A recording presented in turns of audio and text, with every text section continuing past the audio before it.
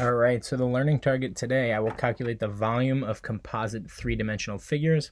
I will know how to handle conversions. Okay, so this question was on your work from yesterday. So if you didn't fully understand, you should definitely be paying close attention to this whole video. So it says a fabricator is hired to make a 27-foot-long solid metal railing for the stairs at the local library. The railing is modeled by the diagram below. The railing is 2.5 inches high and 2.5 inches wide, and it's comprised of a rectangular prism and a half cylinder. How much metal to the nearest cubic inch will the railing contain? So for us to be able to do this, we need to again focus on what they're asking us, and this is what we talked about yesterday. They're talking about a rectangular prism and a half cylinder. So we know that this is a composite or a compound shape, right? It's got two things. It's got a half of a cylinder, which we know as of yesterday's video, we use that 1/2 times the cylinder volume, and then also a rectangular prism, right? So rectangular prism, we're looking at just length times width times height. For the volume, so this is our rectangular prism, and then our half cylinder, right? For the cylinder, we're going to do our regular cylinder formula, right? For volume, pi r squared times the height, but remember it's just a half, so we're also going to times it by a half. If you divide by 2, that's the same thing, don't worry. Okay, so this is for our half cylinder volume, this is for our rectangular prism volume, but there's one more thing here, there's one more step that we need to notice, okay? And they tell us up here, they say, a fabricator is hired to make a 27-foot long solid metal railing. So a 27-foot long, right? So 27 feet. Look at the other measurements here. 2.5 inches, 2.5 inches. So there's an issue with this, right?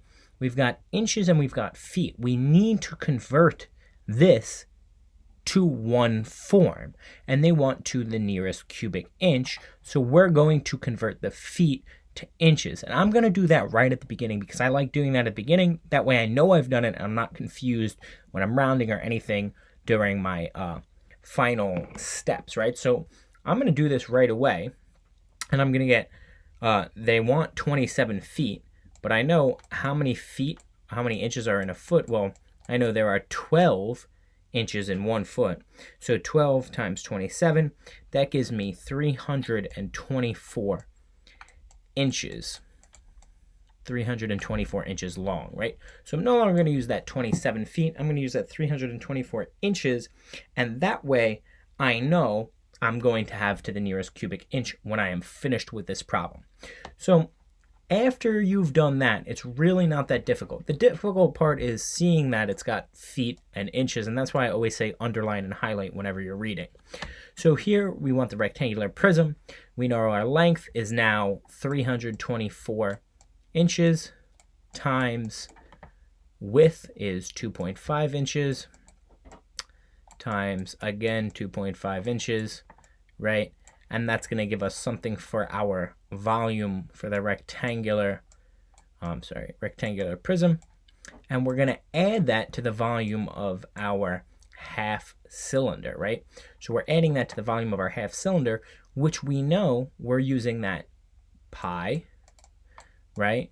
We're using our radius, right? So again, it's a radius.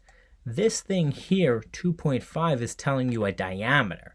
So we need to take this 2.5 and cut it in half. So our radius is actually, so we're multiplying this by our radius, is actually 1.25, right? So again, the radius is because we've cut that 2.5 of the diameter in half, okay? Times our height. Our height in this case, right? Look how the cylinder is. This is the length of the cylinder, or the height of the cylinder, okay? Don't get confused by saying it's 2.5 inches. That's not the height of the cylinder, right? That's the height of our rectangular prism. The height of the cylinder is actually the length of the rectangular prism, which is 324 inches. Okay, and then at the end of this, don't forget we're only taking half of it, so we're going to multiply it by 1/2, and we end up with a final answer when we add those together of 1808, and that's in inches cubed, right? So they wanted us to round to the nearest cubic inch, and that's how you take care of this problem. Please like and subscribe, and always follow me on Instagram and TikTok. All right, have a good one.